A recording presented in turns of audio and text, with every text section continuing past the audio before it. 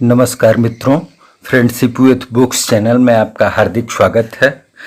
मित्रों, भारतीय राज्य व्यवस्था एवं संविधान की अगली कड़ी हम लेके आए हैं।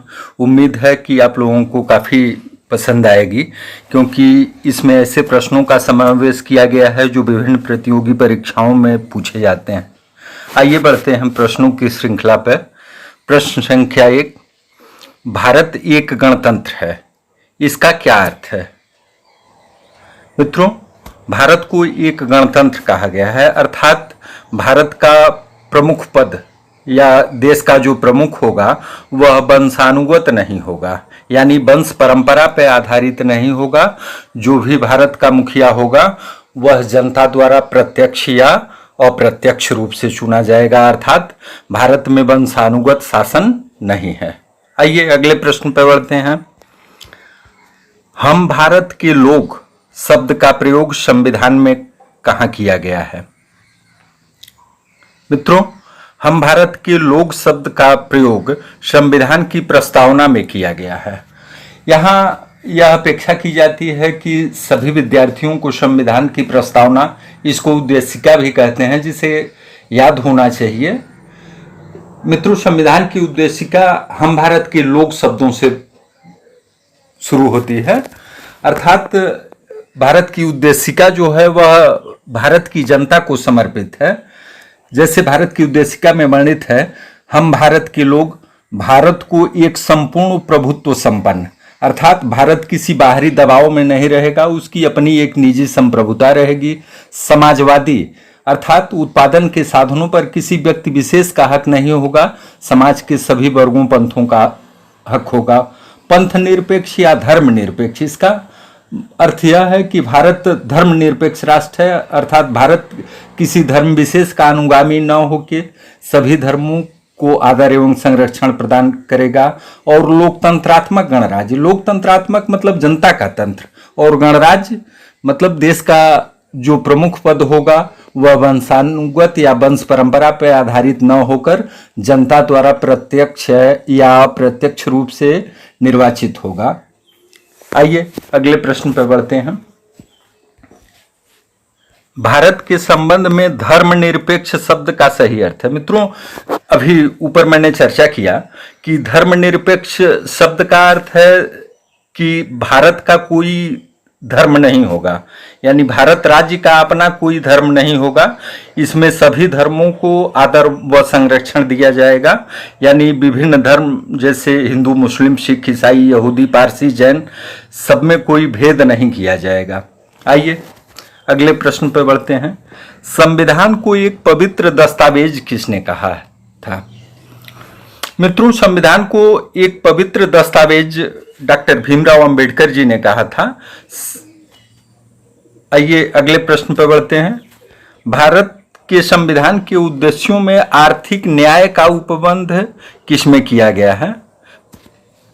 मित्रों, भारत के संविधान के उद्देश्यों में आर्थिक न्याय का उपबंध उद्देशिका और नीति निर्देशक तत्व दोनों में किया गया है, और दोनों में यह उम्मीद की गई है कि आर्थिक कल्याण की स्थापना हो या लोक कल्याण की भावना से प्रेरित होकर उद्देशिका में भी प्रबंध किया गया है और नीति निर्देशक तत्वों में भी प्रबंध किया गया है। नीति निर्देशक तत्वों का वर्णन संविधान के अनुच्छेद 36 से 51 तक किया गया है। लेकिन मित्रों, यहाँ यह ध्यान देना अनिवार्य है कि नीति निर्देशक तत्वों को मानना सरकार की व्यवस्था नहीं है, अर्थात सरकार इसके लिए बाध्य नहीं है। अगर सरकार के पास संसाधन उपलब्ध है तो वह नीति निर्देशक तत्वों को क्रियान्वित करने का प्रयास करेगी, और मौलिक अधिकारों की पीछे बाध्यता होती है। मतलब देश के नागरिकों को जो मौलिक अधिकार हैं वो बाध्यकारी हैं, सरकार को देना ही देना है, उनके मौलिक अधिकारों की रक्षा करनी ही करनी है। लेकिन नीति निर्देशक तत्वों के साथ ऐसा नहीं है। नीति निर्देशक तत्वों को लागू करना सरकार के पास उपलब्ध संसाधनों पर निर्भर करता है। आइए अगले प्रश्न पर बढ़ते हैं। भारतीय संविधान के उद्देश्यों को संविधान का कौन सा भाग प्रतिबिंबित करता है? मित्रों, भारतीय संविधान के उद्देश्यों को संविधान का प्रस्तावना प्रतिबिंबित करता है। भारतीय संविधान की उद्देशिका या प्रस्तावना में यह वर्णित किया गया है कि हम भारत के लोग भारत को एक संपूर्ण प्रभुत्व संपन्न समाजवादी पंथ निरपेक्ष लोकतंत्रात्मक गणराज्य बनाने के लिए तथा उसके समस्त नागरिकों को सामाजिक आर्थिक राजनैतिक न्याय विचार अभिव्यक्ति विश्वास धर्म और उपासना की स्वतंत्रता प्रतिष्ठा और अवसर की समता प्राप्त कराने के लिए तथा उन सब में व्यक्ति की गरिमा और राष्ट्र की एकता और अखंडता सुनिश्चित करने वाली बंधुता बढ़ाने के लिए। आइए अगले प्रश्न पर बढ़ते हैं। भारत के संविधान की उद्देशिका में कितने प्रकार के न्याय की बात की गई है? मित्रों, अभी हमने भारत के संविधान की पूरी उद्देशिका बताई, जिसमें 3 तरह के न्याय का उल्लेख किया गया है, सामाजिक आर्थिक और राजनीतिक। इसलिए विकल्प डी होगा उपर्युक्त तीनों। सामाजिक न्याय से तात्पर्य मतलब समाज के विभिन्न वर्गों में समानता के स्थापना का प्रयास किया जाएगा कि कोई भी वर्ग अछूता न रहे विकास से।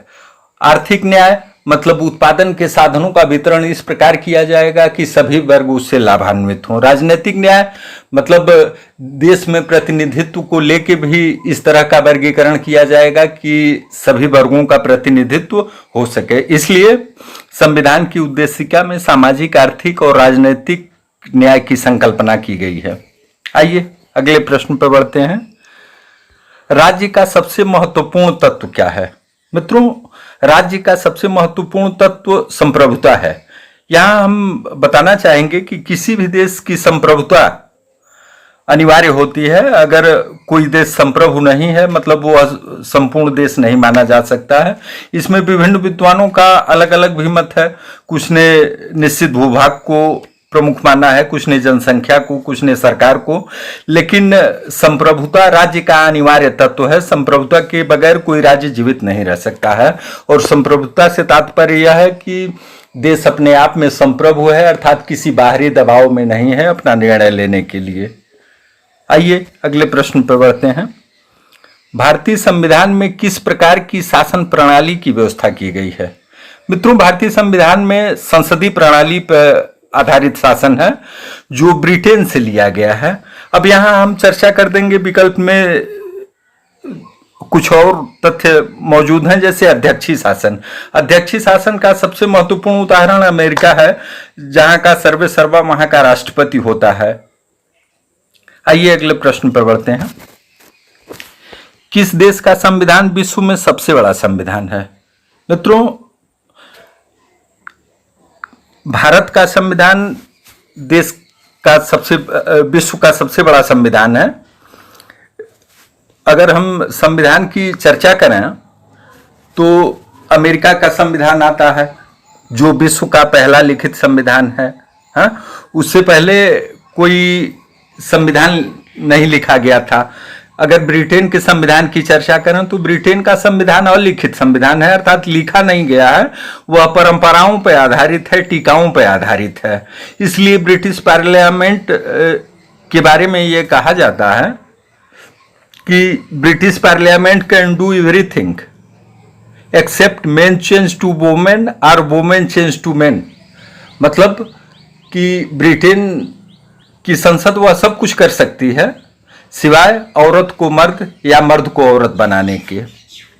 आइए अगले प्रश्न पर बढ़ते हैं। इसका विकल्प सी होगा भारत। भारत का संविधान संपूर्ण विश्व में सबसे बड़ा संविधान है, जिसमें मूल संविधान में 395 अनुच्छेद 8 अनुसूचियां हैं, जबकि वर्तमान में अनुसूचियों की संख्या 12 हो गई है और अनुच्छेदों की संख्या 448 हो गई है। आइए आगे बढ़ते हैं। भारतीय संविधान में सर्वोच्च सत्ता किसमें निहित है? मित्रों, भारतीय संविधान में अगर सर्वोच्च सत्ता की हम बात कहें तो वह जनता में निहित है, क्योंकि यहां संविधान की प्रस्तावना में कहा गया है हम भारत के लोग, यानी लोगों का प्रतिनिधित्व है। यहां भारत की जनता संप्रभु है, इसलिए सर्वोच्च सत्ता जनता में निहित है। आइए अगले प्रश्न पर बढ़ते हैं।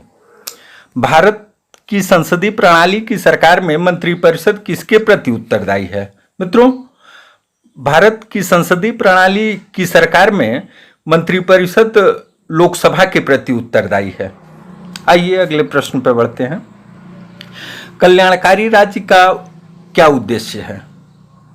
मित्रों, कल्याणकारी राज्य का मुख्य उद्देश्य नीति निर्देशक तत्व और संविधान की प्रस्तावना दोनों में देखने को मिलता है, और उन दोनों का मुख्य उद्देश्य है अधिकतम जनसंख्या का अधिकतम कल्याण सुनिश्चित करना। विकल्प डी, अधिकतम जनसंख्या का अधिकतम कल्याण सुनिश्चित करना। चलिए अगले प्रश्न पर बढ़ते हैं।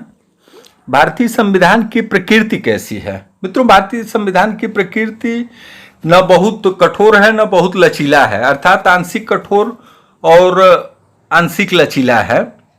यहाँ यह देखने की बात है कि कुछ देशों का संविधान कठोर है, कुछ का लचीला है। जैसे ब्रिटिश संविधान को लचीला हम कह सकते हैं, लेकिन भारतीय संविधान जो है कठोर और लचीला दोनों का समन्वय है, अर्थात इसके कुछ भागों में संशोधन की प्रक्रिया कठिन है और कुछ भागों में अत्यंत सरल है। और यहाँ यह भी उल्लेखनीय है कि भारतीय संविधान में जो संशोधन की प्रक्रिया है वह संविधान के अनुच्छेद 368 में वर्णित है। आइए आगे बढ़ते हैं। भारत को धर्मनिरपेक्ष राज्य संविधान का कौन सा भाग वर्णित करता है? मित्रों, भारत को धर्मनिरपेक्ष राज्य संविधान की प्रस्तावना वर्णित करती है। संविधान की प्रस्तावना में भारत को धर्मनिरपेक्ष माना गया है, अर्थात भारत का अपना कोई राज्य धर्म नहीं होगा। भारत का संविधान सभी धर्मों के लिए समान रूप से उत्थान का काम करेगा, अर्थात किसी भी धर्म में कोई विभेद नहीं करेगा। आइए अगले प्रश्न पर बढ़ते हैं।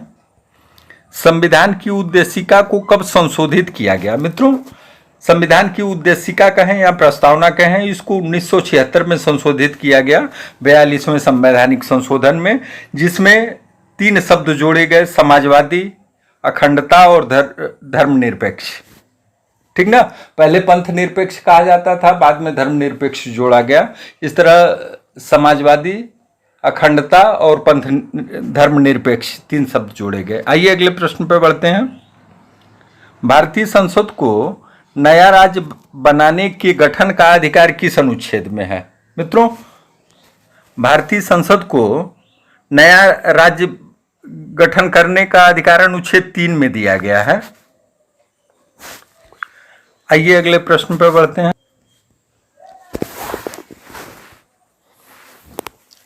भारत के राज्यों की सीमाओं में परिवर्तन करने का अधिकार किसके पास है?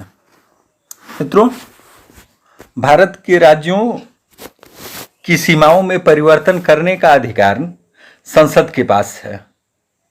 बहुत लोग सोचेंगे कि यह अधिकार राष्ट्रपति के पास होगा, प्रधानमंत्री के पास होगा, जबकि ऐसा नहीं है, यह अधिकार संसद के पास है। अगला प्रश्न, भारतीय संघवाद को सहकारी संघवाद किसने कहा था? मित्रों, भारतीय संघवाद को सहकारी संघवाद जी ऑस्टिन जी ने कहा था। आइए अगले प्रश्न पर बढ़ते हैं। राज्य पुनर्गठन आयोग ने 1 नवंबर 1956 को कितने राज्य और संघ शासित क्षेत्र बनाए? मित्रों, राज्य पुनर्गठन आयोग ने 1 नवंबर 1956 को 14 राज्य और 6 संघ शासित क्षेत्र बनाए। आइए अगले प्रश्न पर बढ़ते हैं। नए राज्य के गठन की शक्ति किसमें निहित है? मित्रों, नए राज्य की गठन की शक्ति जो है भारत की संसद में निहित है, अर्थात भारत की संसद नए राज्यों का गठन कर सकती है। आइए अगले प्रश्न पर बढ़ते हैं। नागरिकता से संबंधित अनुच्छेद कौन सा है? मित्रों, नागरिकता से संबंधित अनुच्छेद 5 है। भारत में संविधान के भाग 2 में नागरिकता से संबंधित अनुच्छेद 5 से 11 तक का वर्णन है।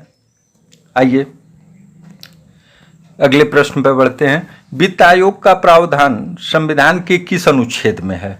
मित्रों, वित्त आयोग का प्रावधान संविधान के अनुच्छेद 280 में है। आइए अगले प्रश्न पर बढ़ते हैं। संविधान की 7वीं अनुसूची का संबंध किससे है? मित्रों, संविधान की 7वीं अनुसूची का संबंध विधायी शक्तियों के वितरण से है। 7वीं अनुसूची में 3 चीजें दी गई हैं, संघ सूची, राज्य सूची और समवर्ती सूची। संघ सूची में प्रारंभ में 97 विषय थे जो अब बढ़कर 100 हो गए हैं। राज्य सूची में प्रारंभ में 66 विषय थे जो घट के अब 61 हो गए हैं। और समवर्ती सूची में प्रारंभ में 47 विषय थे और अब 52 विषय हो गए हैं। संघ सूची में कानून बनाने का अधिकार केंद्र की सरकार करती है। राज्य सूची के विषयों पर कानून बनाने का अधिकार राज्य करते हैं और समवर्ती सूची पर कानून बनाने का अधिकार संघ की सरकार और राज्य की सरकार दोनों ही करती है। लेकिन अगर किसी विषय पर केंद्र और राज्य दोनों ही अगर कानून बनाते हैं और विरोध की स्थिति उत्पन्न हो जाती है, ऐसी स्थिति में केंद्र का कानून ही मान्य होगा। आइए अगले प्रश्न पर बढ़ते हैं। वित्तीय आपात का प्रावधान संविधान के किस अनुच्छेद में है? मित्रों, वित्तीय आपात का प्रावधान संविधान के अनुच्छेद 360 में वर्णित है। लेकिन अगर हम आपातकाल की चर्चा कर लेते हैं तो थोड़ा विस्तृत उल्लेख इसका कर लेते हैं। आपातकाल की व्यवस्था तीनों अनुच्छेदों में है जो विकल्प में मौजूद हैं। सबसे पहला अनुच्छेद है अनुच्छेद 352। अनुच्छेद 352 में जो आपातकाल की व्यवस्था की गई है वह युद्ध या बाह्य आक्रमण, सशस्त्र विद्रोह के आधार पर, अर्थात अगर कोई देश अपने देश के ऊपर आक्रमण कर देता है तो भी आपातकाल लागू किया जा सकता है, या देश के अंदर कोई सशस्त्र विद्रोह हो जाए तो भी आपातकाल लागू किया जा सकता है, या आपातकाल देश के किसी एक भाग या संपूर्ण देश में एक साथ लागू किया जा सकता है। तो युद्ध, बाह्य आक्रमण और सशस्त्र विद्रोह, इन तीनों ही स्थितियों में अनुच्छेद 352 के अंतर्गत देश में आपातकाल लगाया जा सकता है, जो देश के किसी एक भाग या संपूर्ण देश में हो सकता है। आइए अगले अनुच्छेद को देखते हैं, अनुच्छेद 356। मित्रों, अनुच्छेद 356 में राज्यों में आपातकाल से संबंधित है। अगर देश में के किसी राज्य में व्यवस्था संवैधानिक व्यवस्था के अनुरूप नहीं चल रही है तो राज्यपाल राष्ट्रपति को रिपोर्ट देता है और राष्ट्रपति प्रदेश में आपातकाल लागू कर सकता है। कभी कभी इसके दुरुपयोग की भी संभावना व्यक्त की जाती है कि अगर विशेष पार्टी का प्रतिनिधित्व है केंद्र में तो राज्यपाल गलत रिपोर्टिंग करके आपातकाल लगवा सकता है, लेकिन ऐसा प्रायः देखने में कम ही आता है। तो मित्रों, अनुच्छेद 356 जो है राज्यों में आपातकाल से संबंधित है। अगर राज्य की सरकार संवैधानिक व्यवस्था के अनुरूप काम नहीं कर रही है तो राज्यपाल राष्ट्रपति को रिपोर्ट देके राष्ट्रपति शासन की सिफारिश कर सकता है। और अनुच्छेद 360 का उल्लेख वित्तीय आपातकाल से है, जो अब तक देश के इतिहास में कभी वित्तीय आपातकाल की स्थिति लागू नहीं की गई है। मित्रों, अब हम यहीं अपनी वाणी को विराम देना चाहेंगे। हमारी यह श्रृंखला आपको कैसी लगी कमेंट के माध्यम से ज़रूर बताएंगे, और हमारा अक्सर ये प्रयास रहता है कि आप लोगों के लिए महत्वपूर्ण श्रृंखला लाई जाए जो सभी परीक्षाओं के लिए उपयोगी हो। और आपसे मेरा विनम्र अनुरोध है कि आप वीडियो को लाइक व शेयर करें, चैनल को सब्सक्राइब करके बेल आइकन दबाना, जिससे आगे आने वाली वीडियो की सूचना आपको समय समय पर मिलती रहे और आप उसका भरपूर लाभ उठाते रहें। मित्रों, अंत में एक बार पुनः मेरे तरफ से आपको नमस्कार, प्रणाम।